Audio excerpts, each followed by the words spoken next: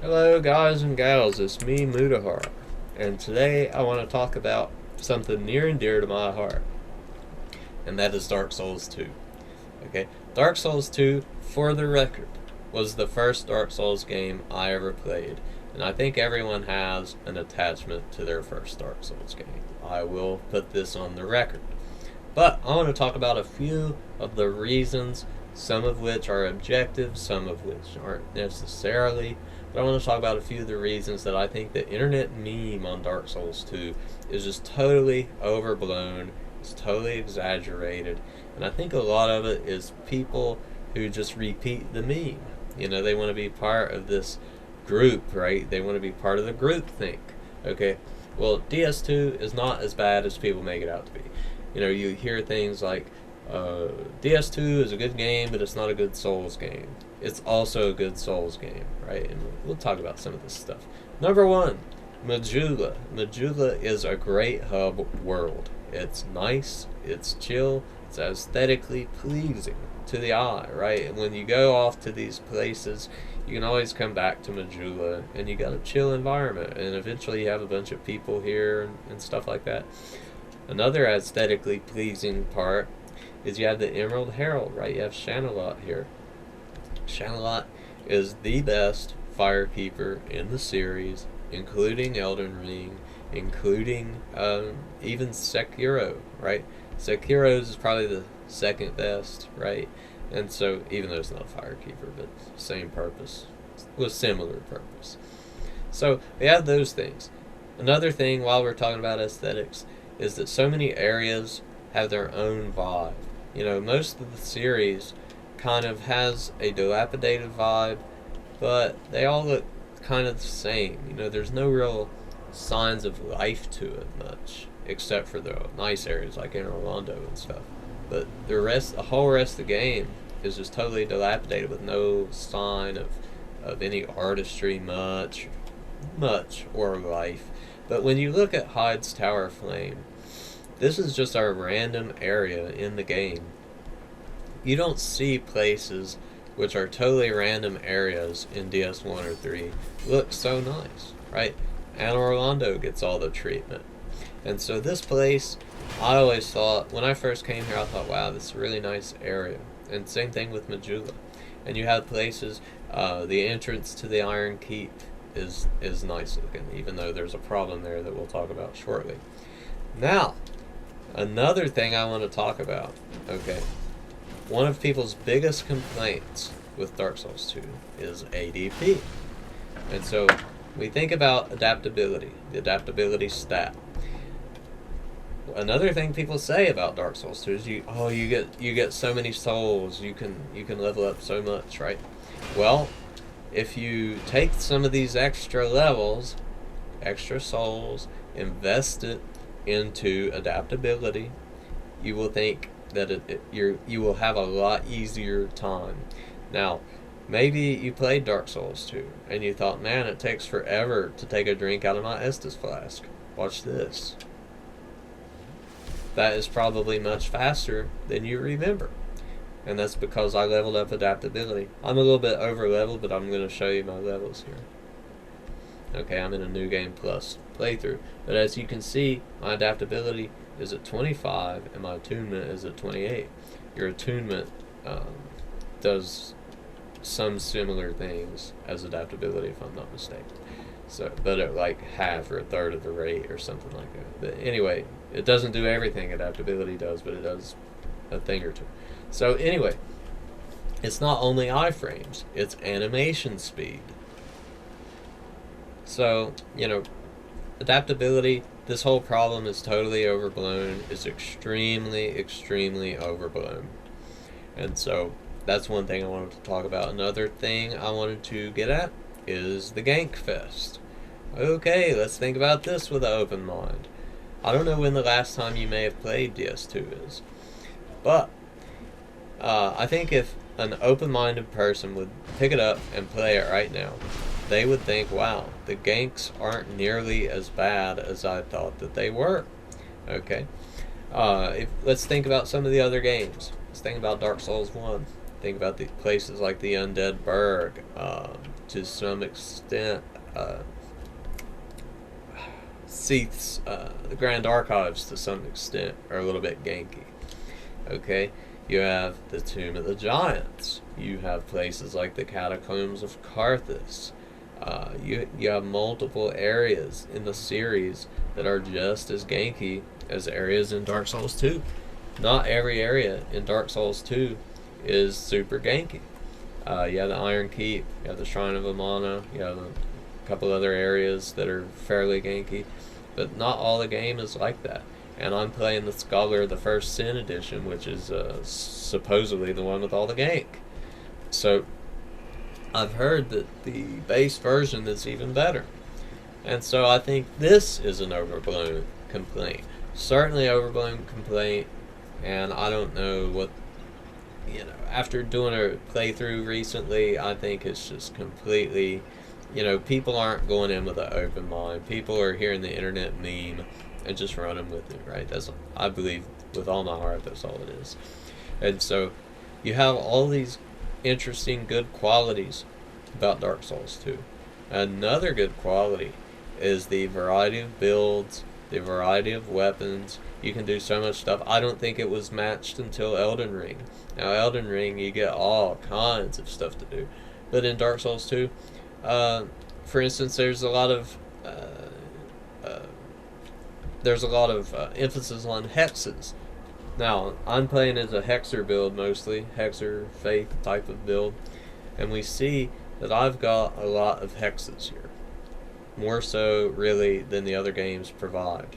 They nerfed the miracles in the Scholar of the First Sin edition. In the base version, they're totally OP. You get the lightning spear, you can be OP. But there are so many spells. I don't have nearly all the magic spells, I don't think. And so there's lots of spells, lots of builds. Let me look through all of these weapons here. That's just the weapon category, right? So there is all kinds of stuff. Interesting builds. Makes the PvP really good. Of course, you got power stancing. I don't need to even explain that. That's a cool feature, power stancing is. Okay, I will address another criticism, right? You have the movement. It really feels like you're on ice. It feels like you're sliding around all the time. Pay no mind to this gameplay, because I'm not really paying as much attention because I'm talking. But the movement feels like you're on ice. It really does. And that's just something you have to get used to with Dark Souls 2. I don't like it. I think that's one of the valid criticisms. And thankfully they fixed that. Supposedly the origin of this was that they changed the engine for Dark Souls 2. And they for Dark Souls 3, they went back to the original Dark Souls 1 engine and modified it. And so that was probably a good idea, frankly, because there's some things about this engine that is a little bit lacking, to say the least.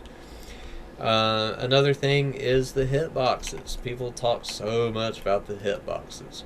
Now, this is also overblown, and I would just suggest, if you care about this, just to play it. There are particular moves in this game that have terrible hitboxes. Things like the crawling mimics bite attack is pretty bad. Okay, I'll give you that. Things like Suralon has a couple of attacks that are pretty bad. But the thing about it is, a lot of the games have some attacks with bad hitboxes. Now, Dark Souls 2 has probably got the worst, but it's not like everywhere. It's not like every single enemy and every single attack has just terrible hitboxes.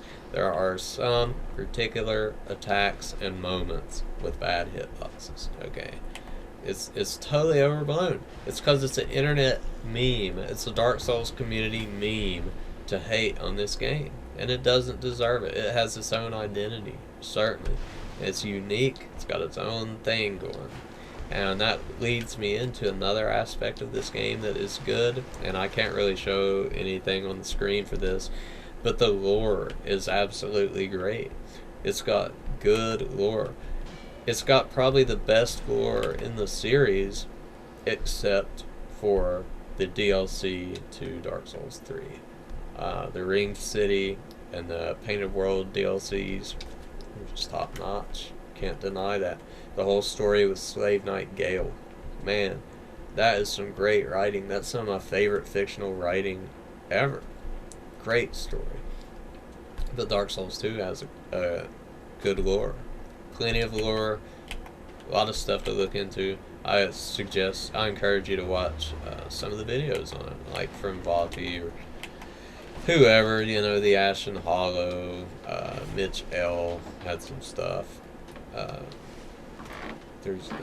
There's another guy too, another British guy. I forget his name. Silvermont. He doesn't make videos anymore, but at the time he had some good videos for the lore. Trying to think. ADP, ganks, aesthetics.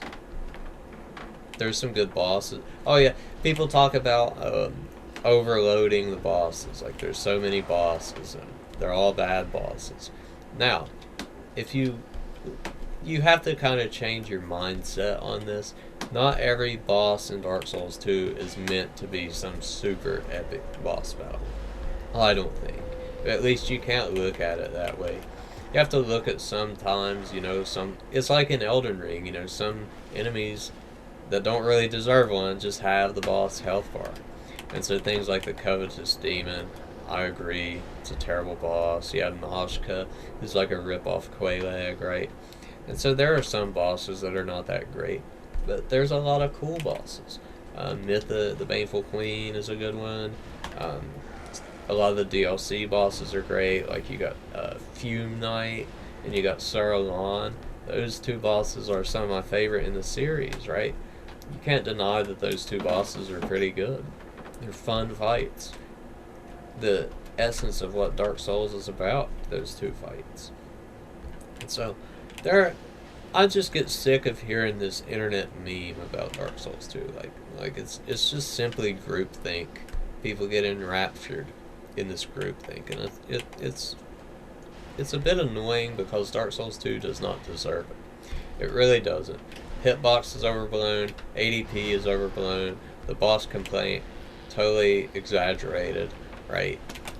Ganks are exaggerated. The other games have ganks. But, I just wanted to put my thoughts out here on this and see if anyone else I want to see people's thoughts on this in the community and stuff, because I would be curious if there are other people like me out there who have played Dark Souls 2 somewhat recently and, what they think about it. I think the game is pretty much totally fine, It's not nearly as bad as people make it out to be, especially when we think about Dark Souls 1. Okay, we think about Dark Souls 1, and what are the great areas of Dark Souls 1? Okay, here's my opinion on it. The Catacombs and the Tomb of the Giants, I always dread every playthrough. Okay, people always talk about how the Demon Ruins and Lost Izalith, it's unfinished. The area is just totally unfinished. It's not a good area. Let's see. The Grand Archives. That's one of the okay late game areas. And the other late game area, you got 4 late game areas. New Londo.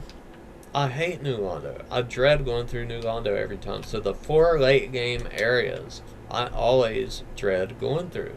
I think that Dark Souls 1 is a great game. It was the start of a great series. But I do think that Dark Souls 1 can tend to get showered with praise because of the groupthink, because of the internet meme about it. And if you say anything about it negative, people are going to try to take a fat dump on you. Take a big fat dump right on you because of that.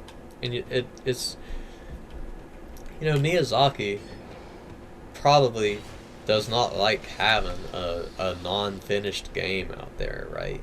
Which is Dark Souls 1. He probably does not feel great about that.